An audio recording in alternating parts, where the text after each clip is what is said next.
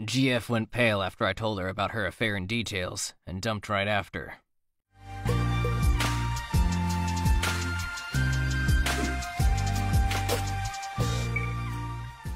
I had given up my cover band, as I was thinking of moving, but got in touch with my guys again. The band was re-established with a new name and lineup, and we started making a playlist and booking shows and rehearsing. And then 1 month after the last time we had seen each other, after 3 weeks of absolutely no contact, she called. It was a Friday, and she was asking me if I wanted to come by her house and have dinner with her. She said she was alone, as her daughter went back to her father to spend a few more days. I told her I was busy that day, and she was taken aback, but the invitation stood for the next day, even though I told her I wouldn't be there for dinner, but we could grab a drink afterward. So I arrived at her place on that Saturday at about 9:30 p.m. She came to the door wearing almost nothing. We hugged, and when she went for a kiss, I just turned my face, giving her my cheek. She was really shaken after this. I waited in her living room as she got dressed and went out to a bar at a walking distance from her house, where we had never been together. On the way there, she asked if I liked the dress she was wearing, and I complimented her. She said she knew I always liked seeing her in that dress, and that was why she was wearing it. Ace said nothing about it. We arrived at the bar, sat down, and a guy came to collect our orders, and they were treating each other on a first-name basis. Then I started looking around, and I seemed to be the center of attention. There must be something wrong with me today, I told her. Why? Well, everybody seems to be looking at me. Don't mind that, she just said. But the fact was that everybody there seemed to know her, especially the men in there, and I knew very well what they were thinking by the way they looked at her.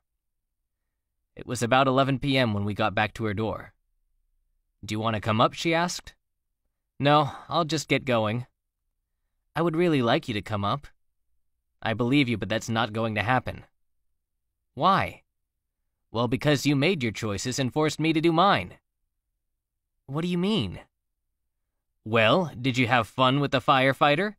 Apparently, he wasn't the lady you thought he would be, or maybe he was, but you were just a toy. What are you talking about? The guy you slept with. I didn't sleep with him. I just laughed. You don't have to lie to me. I'm just a good friend, remember? She went pale. You told him that, so why wouldn't he pursue you? And you had E there for another week. A week you didn't even answer the phone. Were you that guilty? Or you just didn't want to spoil your and E's fun? She just started crying. Don't be like that. I'm not mad at you. To tell you the truth, I'm grateful. Grateful for what you have given me, for the time we had, for building something in me that was never really there, my self-esteem. But the moment you said that, I knew you wanted to duck him, and I was just in the way. And I'm not even going to talk about the bar where we were at. How many hookups did you have with the guys from there? Did you get it out of your system and now wanted something more steady? Well, I'm not your boyfriend. I guess I never really was. I was just an eluded FWB. And I know I'm not the last bottle of water in the desert, that physically I can't compare to them. But even so, there must be something in me that made you call me back after a month, so maybe I'm not all that bad, but we're done. I'll always be your friend. I'll always love you. And if you ever need anything, I'm a phone call away. But other than that, we are done. I gave her a hug and a kiss on the cheek, and watched her getting into the building sobbing, got my car keys and headed off. About an hour later, as I was arriving home, she called me. I pulled to the side of the road to take the call, and as soon as I picked up, I could just hear her crying and screaming, I'm sorry, please come back, I love you, I don't want to lose you. And there, right there, it was like all the pain erupted at once. It was like someone was ripping me apart, like my brain finally subsided and my emotions took free rein of me. I completely lost control. Say something, please, was all she could say for a couple of minutes, while I collected myself in silence, even though I was feeling like my world was collapsing. You never loved me. You loved the idea of what you thought you could make of me, but I'm not really the person you wanted, so now you're free to find someone more in line with what you want. I love you, and would give my life for you, but I will not tolerate betrayal and disrespect. I'm not a kid you can wrap around your finger. I don't exist just to tend to your needs and wants. We are through. We are over, and there is no coming back from this. And then I just cut the call, before I really broke apart. Got out of the car and screamed. The cell phone rang again, and it was her again, so I just smashed it on the floor. Then got back in the car, collected myself for some time, and finally drove home for a sleepless night. 5 months later, an angel walked into my life. And we've been together for the last 20 years, married for 15, with a beautiful daughter that is the light of my eyes. Never stopped being her friend until her untimely pass away 10 years ago due to a brain tumor. She never stopped professing her love for me, and the last time we spoke, she just told me I was her greatest regret. I told her I regretted anything and was thankful for what we had. Her daughter still loves me to this day. So, not being a spectacular story, why tell it? I see many people here trying their best to hang on to an illusion. I see many people taking the terms alpha and beta males. Well, I'm not an alpha, so I don't impose myself on anyone. I'm not a beta, as I don't bow down to anyone. So I really don't know what I am, or if there's some stupid categorization for me. All I can say is that, if you love somebody, you have to set them free, as Sting would say. And then their actions will tell you if they want to be with you or not. Because if they say they do, but their actions don't show you the respect you deserve, you're just in for pain and misery, or blissful ignorance. Forcing someone to be by your side is counterproductive and only leads to resentment. That is why so many people talk about the 180. Sometimes you only really know what you lost when it's gone. And so many times once you get in that 180 mentality, and you start to really look coldly at things, did you really want that person in your life?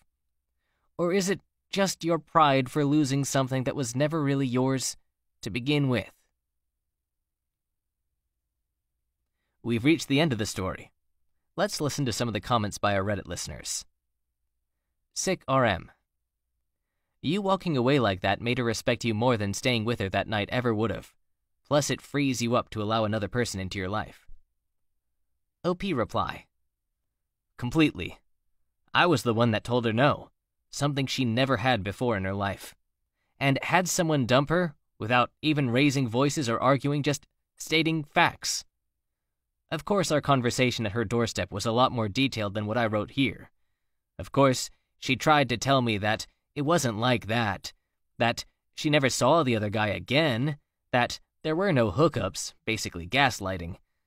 But I told her that the problem was, even if it was true, even if she didn't do all that, she still ghosted me for a month, and had disrespectful conversations about me to others, and because of that, she could tell me whatever she wanted, but I chose to believe that she did love me but did respect me based on her actions, and that, for me, was worse than her ducking some other dude.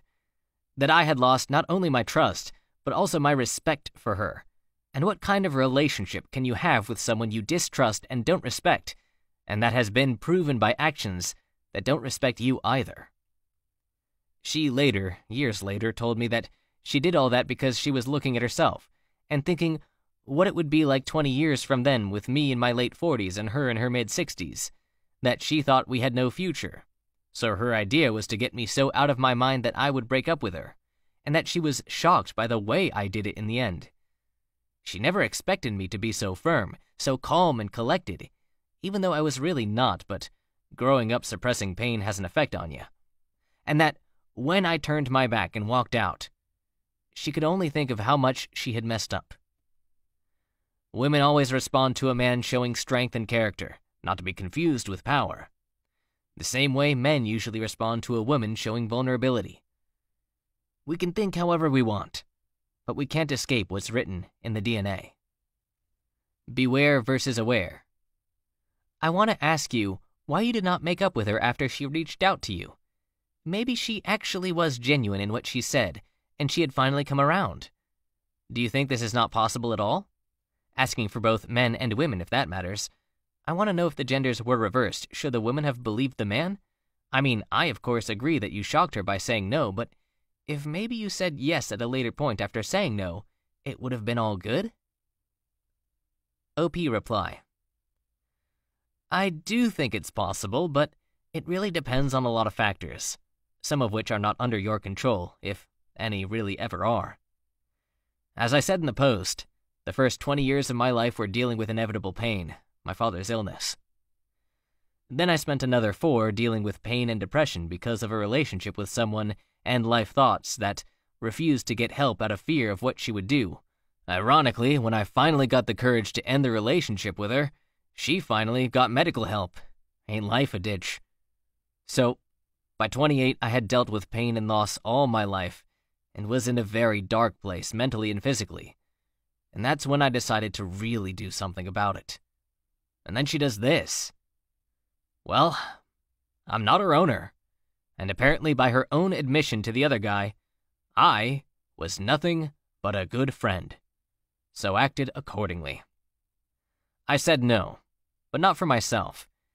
It was not what I wanted to say at all, and yes, it could be that she was finally in a place where it worked out. But I wasn't. I would never trust her completely again.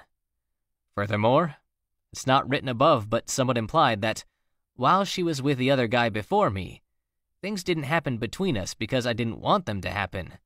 I'm not that kind of guy. I've had hookups where I discovered afterwards the girl was in a relationship, and it always made me feel like crap.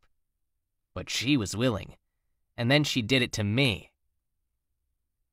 Just to add perspective, about 6 months after, I was playing my first gig with my new band in a beach club. I don't know how she knew, but she showed up accompanied by another guy. She arrived just on top of the show, so we really didn't have a chance to talk, but she really wanted to talk, so as we were going to take a break in the middle of the show, I told her we would talk then.